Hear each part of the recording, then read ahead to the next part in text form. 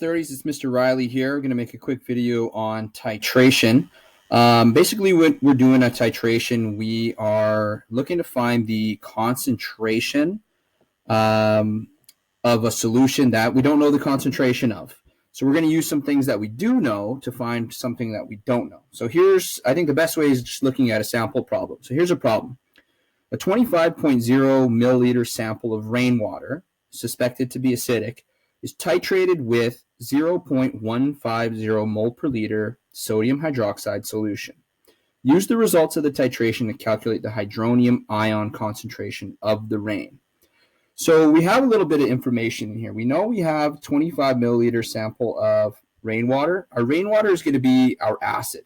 So for my volume under my acid here, and I'll tell you about the C1 and B1, C2, V2 in a sec, going to be 25.0 milliliters. Is going to be titrated with sodium hydroxide. Now we know hydroxide is a base, and this is actually a strong base.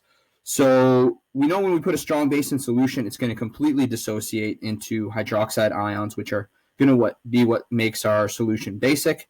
So we're going to just count that as our hydroxide concentration. And I kind of made a little note up here. Strong acid concentration is the same as hydronium ion concentration. Strong base concentration is the same as hydroxide concentration. So my concentration down here is 0.150 moles per liter. Now I have a formula that I'm going to give you where if we have three of these variables, we can find the fourth one. So I need to actually do an experiment called a titration to find one of these variables so that I can actually find the other one. So we're going to do this titration, and we're going to want to find that variable right there. Okay, C1, the concentration of the acid rain, is what we're going to be looking for. So this is the setup when we are looking to do titration. We have a big long tube called a burette. That's going to hold what's called our titrant, and in this case, that's going to be our NaOH solution. Okay, we know the concentration, and we are looking to see how much of this base we need to add to our rainwater sample down here to neutralize it, basically. And so I have my rainwater sample. I know how much I have. I actually used something called the volumetric pipette to precisely measure out 25 milliliters of that sample of rainwater. And I want to find the concentration of it. So what I'm going to do is I'm going to add base down into this acid until the acid gets neutralized. So how am I going to tell when the acid gets neutralized? I am going to use an indicator. And so in this case, I'm going to use phenolphthalein. So let's look at this on a graph for a sec here. So in my Erlenmeyer flask at the bottom, I have a low pH. And I'm going to slowly add some base to that. Now, the pH isn't going to really change right away because I have more acid than base. But I will eventually hit a point where the amount of base and acid are equivalent to each other. And at that point, my base has neutralized my acid. So I'm going to hit a point where very quickly the pH is going to rise up. And if I keep adding more base, my pH is going to continue to go up until I have excess base. There's a point in the middle right here we call the equivalence point. And that's the point where I have an equivalent amount of base and acid. And I want to find this point in my titration by using a pH indicator. So our indicator, phenolphthalein, goes from colorless to pink when it hits a pH of 8.2, and that color change happens from 8.2 to 10. So anything that's acidic will be colorless, and once it hits a pH of 8.2, it's going to start to turn pink.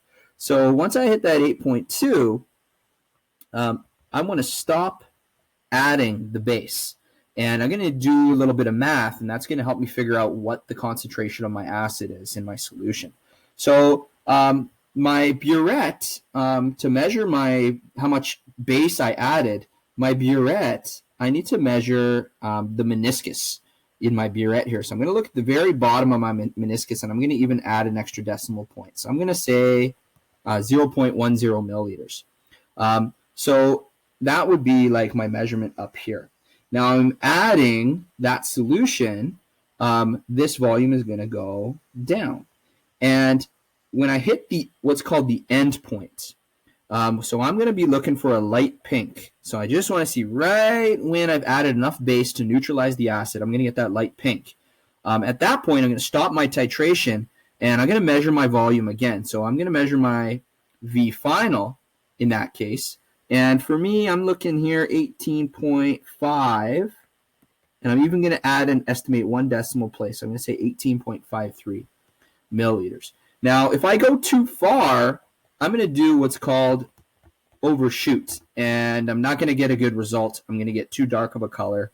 I want to get right when the color change happens. Okay. I forgot one thing here. My sample up here is my rainwater. And we're measuring that by looking at the hydronium ions. Okay.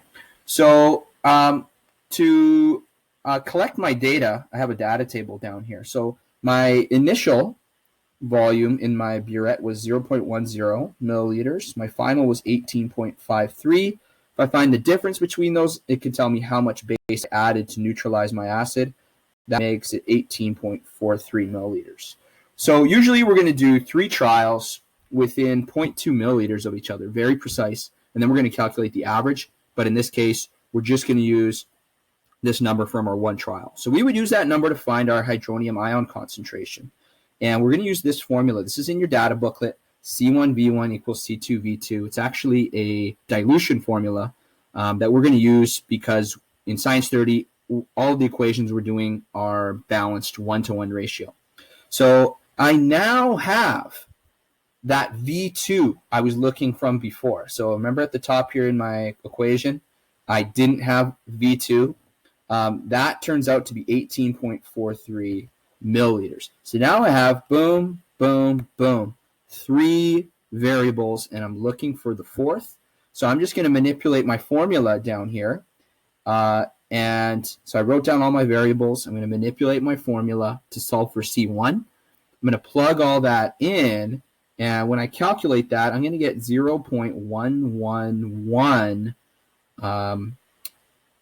What's my units? Milliliters are gone. Moles per liter. So we're going to consider that our hydronium ion concentration of our rainwater. Okay. Now I might ask you to do another step, and that would be to take this and to find pH. And if we remember, pH is the negative log of the hydronium ion concentration. So we're going to take negative log of 0.111. And when I plug that into my calculator, I'm going to get 0.95. I'm going to round that, 0.955. And that's my pH, so it doesn't have any units. Okay, so I hope that helps. There's a practice and some videos to hopefully help you guys out. Please ask me if you have any questions. Good luck.